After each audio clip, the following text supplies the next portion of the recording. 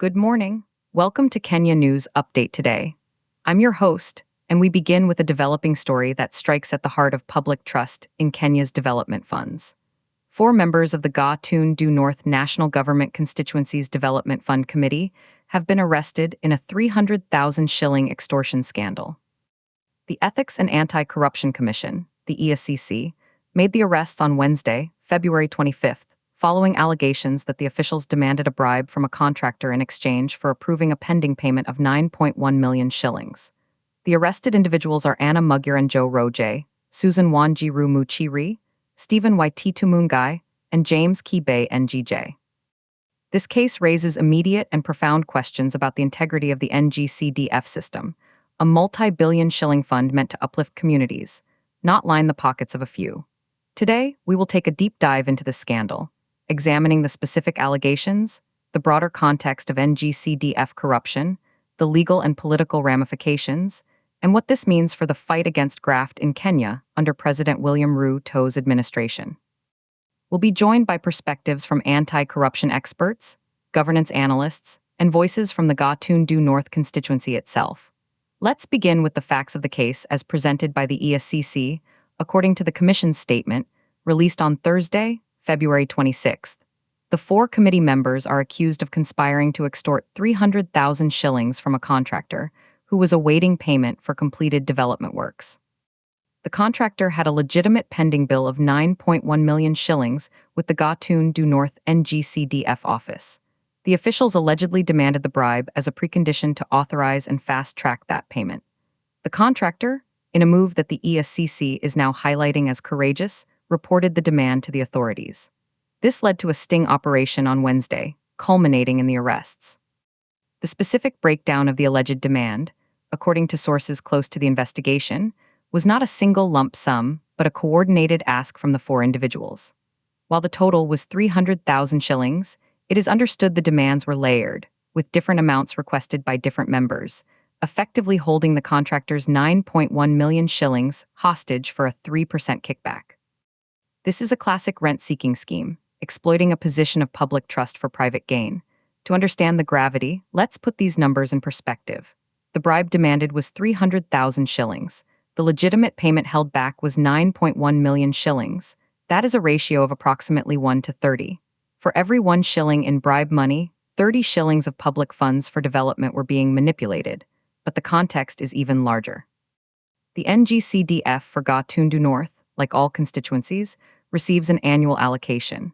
While the exact figure for the current fiscal year is not specified in the charge sheet, typical NG-CDF allocations run into the tens of millions. The alleged 9.1 million shilling project is likely just one of many. If a committee feels empowered to demand a cut on a single project, what does that say about the oversight of the entire fund? This is where we must zoom out and look at the NG-CDF system itself. Established by an Act of Parliament, the NG-CDF is designed to address regional development imbalances by channeling funds directly to constituencies for grassroots projects, schools, health centers, water projects, and bursaries for needy students. It is one of the most visible and politically sensitive government programs. Each constituency has a committee, typically comprising the Member of Parliament as the patron, and appointed members representing various interests. This structure, while intended to be participatory, has often been criticized for lacking transparency and being vulnerable to capture by local elites. The Gatundu North case is, unfortunately, not an isolated incident. It fits a pattern. Let's examine some statistics. According to ESCC reports and parliamentary records, in the last 5 years, there have been over 50 documented cases of alleged corruption, misappropriation, or abuse of office linked to NG-CDF committees across the country. The amounts involved range from small-scale embezzlement of bursary funds to multi-million shilling procurement scandals. In 2023 alone, the ESCC investigated 15 separate NG-CDF-related complaints. The Commission recovered assets and cash totaling approximately 51,495,516 shillings from various NG-CDF corruption cases in the last 3 years. That's over 51 million shillings that was meant for classrooms and textbooks, now being returned to the public coffers after lengthy legal battles. This recurring problem points to systemic weaknesses. Critics argue the NG-CDF model places too much power in the hands of the MP and their appointed committee, with inadequate independent auditing and community-led monitoring. Procurement processes for NG-CDF projects are often opaque, and the line between committee oversight and direct benefit can become dangerously blurred. Now, let's hear from our first guest, Dr. Amani Okoth, a governance and anti-corruption policy analyst. Dr. Okoth, welcome. What does this Gatundu North arrest tell you about the current state of NG-CDF governance? Thank you for having me. This arrest is significant because it shows the EACC is acting on reports, which is positive. However, it also reveals a fundamental flaw. The very design of the NG-CDF committee creates a gatekeeping function. These four individuals, Anna Magyar and Joe Roje, Susan Wanji Rumuchiri, Stephen Waititu Mungai, and James Kibe NGJ, were in a position to decide if and when a contractor gets paid. That is immense power over someone's livelihood. When you combine that power with weak internal controls and a culture of impunity, extortion becomes a predictable outcome.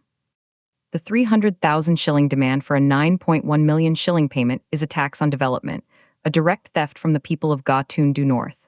The real question is, how many such demands go unreported because contractors fear blacklisting? The EACC's success here depends entirely on a whistleblower. We need systems that prevent the demand, not just punish it after the fact. That is a powerful point, Dr. Okoth. A tax on development. Let's turn to the legal process. The four suspects were arraigned in court on Thursday, February 26th, likely at the Kiambu Law Courts. They face charges under the Anti-Corruption and Economic Crimes Act and the Bribery Act. The potential penalties upon conviction are severe, including imprisonment, fines, and mandatory forfeiture of any assets acquired through corruption. The EACC has been pushing for a conviction-led asset recovery approach, and this case will be a test. But legal experts we spoke to highlight the challenges. Corruption cases are notoriously complex and slow. Witnesses, including the contractor, may face intimidation. Evidence must be watertight. The defense will likely argue that the money was a facilitation fee, a gift, or even a loan. The case could take years to conclude. In the meantime, what happens to the Gatundu North NG-CDF committee? Are the remaining members under investigation? Will projects stall? Office of the Member of Parliament for Gatundu North has issued a brief statement, expressing full confidence in the judicial process and urging the public to allow the law to take its course. The MP has also emphasized that the NG-CDF office remains open and operational, and all legitimate payments to contractors will be processed without delay. This is the standard political response: distance, express faith in institutions, and assure continuity. But politically, this is damaging. The NG-CDF is the MP's primary tool for delivering tangible benefits to constituents. A scandal involving its committee reflects poorly on the MP's leadership and oversight, whether directly implicated or not. It erodes the social contract. Voters in Gatundu North entrusted their leaders with development funds, and now they see those funds being held hostage for bribes. This brings us to the national picture under President William Ruto. Since taking office in January 2025, President Ruto has repeatedly declared a zero-tolerance policy on corruption. His administration has pledged to strengthen institutions like the EACC and the Office of the Director of Public Prosecutions. The arrest of the four Gatundu North officials can be framed as evidence of this renewed vigor. The EACC is acting swiftly on a report. But skeptics ask, is this targeting low-hanging fruit? Are we seeing actions against committee members and mid-level officials, while the so-called big fish remain untouched? The true test of the administration's commitment will be if such investigations follow the evidence wherever it leads, regardless of political affiliation or social standing. The Gatundu North case also intersects with a major national debate, the future of the NG-CDF itself. The fund's constitutional validity has been challenged in court, with critics arguing it violates the principle of separation of powers by having MPS involved in executive functions of development. Proponents, including many MPS, argue it is the most effective tool for grassroots development. This scandal provides ammunition to the fund's critics. They can argue that even if the fund is noble in intent, its current structure is inherently corruptible. Perhaps the solution is not just arresting individuals but fundamentally reforming the system, shifting oversight to fully independent county-based boards, implementing open digital platforms for all transactions, and mandating real-time public disclosure of all NG-CDF spending. Let's now get a perspective from the ground. We are joined by Mr. Peter Kamo, a community activist from Gatundu. Mr. Kamo, what is the reaction among residents? Thank you. People here are angry, but also not surprised. There have been whispers for a long time about Kidu Kidogo, something small, being needed to get things done at the NG-CDF office. This 300,000 shillings is not Kidogo to us. That money could pay school fees for 30 children for a year. It could build a water kiosk. The project that was delayed, the 9.1 million shilling one, we don't even know what it is. Was it a classroom? A health clinic? That delay hurts our community. We want the law to punish those involved, but more than that, we want a new system. We want to sit in the committee meetings. We want to see the bills and the inspection reports. We don't want our MP or his appointees to be the only gatekeepers. The NG-CDF is our money, not their money. Powerful testimony, Mr. Kamo. The demand for transparency and community involvement is clear. This leads us to the broader economic impact. Corruption in development funds like the NG-CDF has a multiplier effect of negative consequences. First, it increases the cost of projects. A contractor who pays a 300,000 shilling bribe will likely factor that into future bids, inflating costs for taxpayers.